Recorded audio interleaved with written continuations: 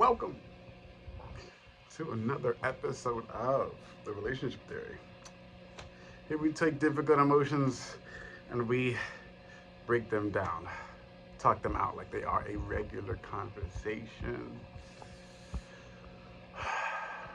RT vlog number 218. I'm gonna spool out my thoughts as well as I can. Let's dive into it, shall we? I don't get along with people these days. I don't get along with people as far as competition.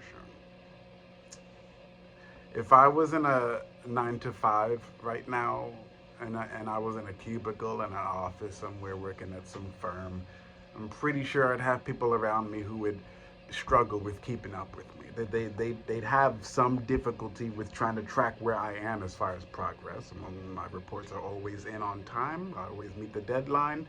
When it comes to me, the company is fairly positive that I keep them in the black rather than the red. For anyone who isn't financially savvy, all that really means is when you look to me, you don't find any liability in terms of your income. Like, I'm not the reason why you lost money.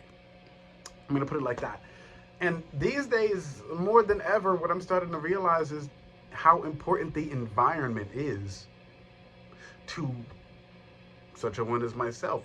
The way I treat the environment. The world gets into this idea that you can communicate with the earth, with the planet that we live on, such as the clouds, the moon, rain, the mountains, the ice, the snow, summer seasons. We talk like there's a way to be connected to this stuff, and there is. It's called vibration. It's just there's something that is lost, and it's this idea that things are sacred, and that's actually what I want to touch on today. We have this addiction to sacrilege, and I'm not interested in it. The reason why I'm not interested in it is because it doesn't garner the respect or the adoration that we have as if we were children. There's a lot of loss of imagination, but only because we allow ourselves as adults to permit ourselves, we give ourselves license to do things that don't honor our own soul. And that's where I have a problem generally, because my first perspective on the world is, why do you have to aim at the soul and everything?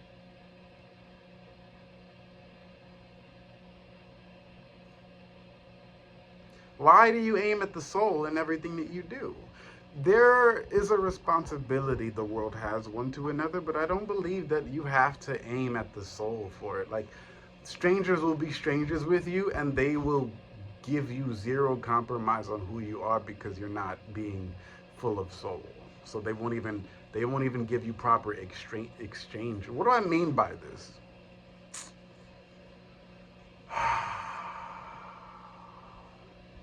I have no way to introduce this concept to you other than just mentioning that in the world,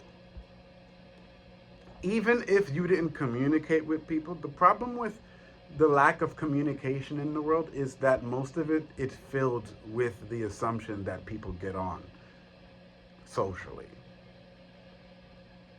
I don't like this idea because it leaves too much room for people who don't get on socially but still provide for others. Because we have this idea of hierarchy that spills into the conversation, but we choose hierarchy as what is sacred, even though we chose sacrilege on each and every person's individuality. I don't understand why we need to conform and therefore do we get the sacred thing, but then when you're an individual, sacrilege is what you are owed. And I don't ever remember signing a Bill of Rights that told me that it was okay for me to have what I treasure run over because I'm an individual. I don't really like that premise. I don't like the way that people approach me when it comes to this. That which is sacred ought to be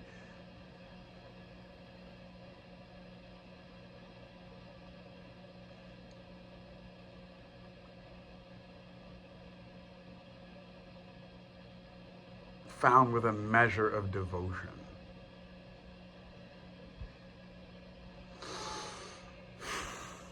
Because every time we look at something sacred and we don't devote ourselves to some sort of practice and remembrance of the thing, we always lose it. And then people will try to tell you that, oh no, the reason why sacrilege happens to it, the reason why your stained glass window got broken is because you didn't honor it. And then the surprise, though, in this world is stained glass windows still get crushed in times of war, not because we honor churches during war, but because it makes for good cover when bullets are flying. It's like it's better to be inside than outside. But like, why is the lack of sacrilege the fact that in times of war you should use a church as a building? It's like I've come to this recent understanding that my body is my church, and then I take a moment and then try to find a way to institutionalize that which is precious to me. So then I go, oh, maybe it's a science, maybe it's a school, because then I look back at my days in school and go, well, I got honor roll when I graduated from high school, and then I got honor roll when I graduated from college. And as much as that means something to me, it doesn't mean anything to other people who don't treat it like it's a social degree. They don't treat it like it's a pedigree with which you can actually see someone at a distance, say hello, and kind of witness their intelligence, right? It's almost like you can do really good, but people don't tell you that they pretend it's not possible to witness it. They'll tell you that you've got color, you've got vibrance, there's a hue to you, but then they won't say that that brilliance is due to anything that you've done. They'll only say beauty is in the eye of the beholder. But then why do we address that when it comes to women? But then we look at everybody like strangers, and then we tell every single person in that line that, no, it's just beauty is in the eye of the beholder. Just for those same people to grow up and get old and realize, man, I really shouldn't have concerned myself with your opinion. That which is sacred, man.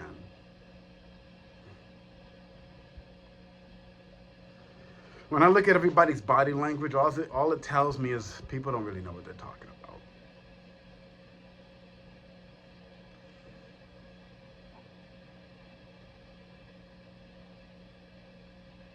I'll repeat it again. When I look at everybody's body language as I just go about my day, people don't really look like they know what they're talking about. They don't know what they're talking about. And that frustrates me, because it makes me sad. It's like, well, what's the problem here?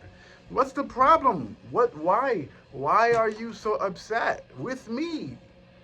Why is your body language that of frustration? Like, I wish, right, through my body language, of course, because this is my response. I go, I wish there was a way to tell you that I'm actually worth as much as I know I'm worth to you without communicating through body language. I don't understand the need to socialize through body language, and then every time we come up to the surface of things, right, when we break deeper into the ice, all of a sudden everything is typical and expected, monolithic and homogenized, and that bothers me so much. You mean to tell me before we crash land on Earth and get everybody a chance to throw out their opinions, before that everything has variety?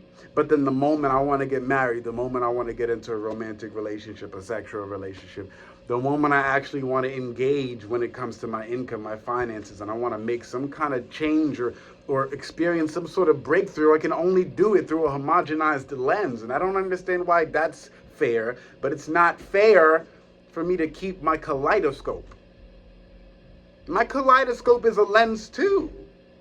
So why do we tap into, because this is what I was leading up to, why do we as human beings tap into the all for each other through a homogenized sense of being, and we always refuse to accept people who bring variety to the homogeny?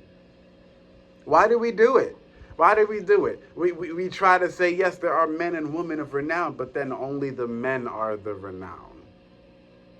And I had a mind to make sure that it was women of great renown. I removed my opinion from the space.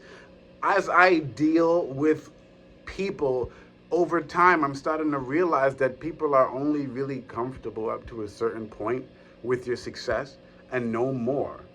And they're not willing to allow you the space to be who you truly are if you don't capitulate to their view. And the weirdest part about it is everyone shouldn't be able to know. But what people don't discuss is how powerful thought really is. What we don't do is touch into this idea that thought is the thing that when we say, I thought that this was true, or I thought you were one of the good ones, we don't realize that when we say that, what we're tapping into is the universal language with which we communicate through our minds. The word think and thought are the words we use as human beings to ensure that we have a level of consciousness that upon request, we either grant or deny access to. Thinking and thought are two things that we allow each other as human beings to have access to. We grant or deny access to each other. Our knowledge, our wisdom, our power, our intellect, our gifts. Bottom line, we use think and thought as passwords and key codes and keypads to locks.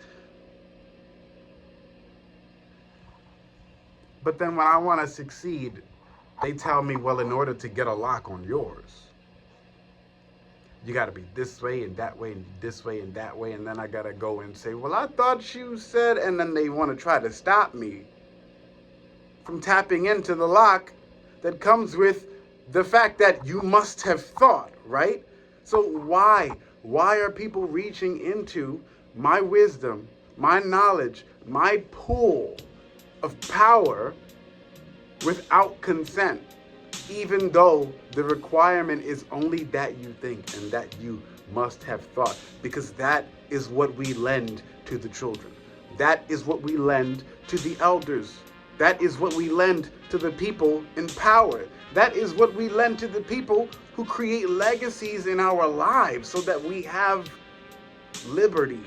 Because I thought we had liberty is what any one individual will say before they find out that they have to go on the same journey that somebody already did, because we cut down that person before they made it to the finish line to give us all freedom and liberty. How? Through thought.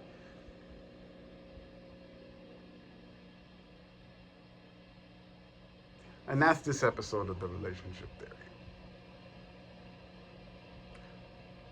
Enjoy your day.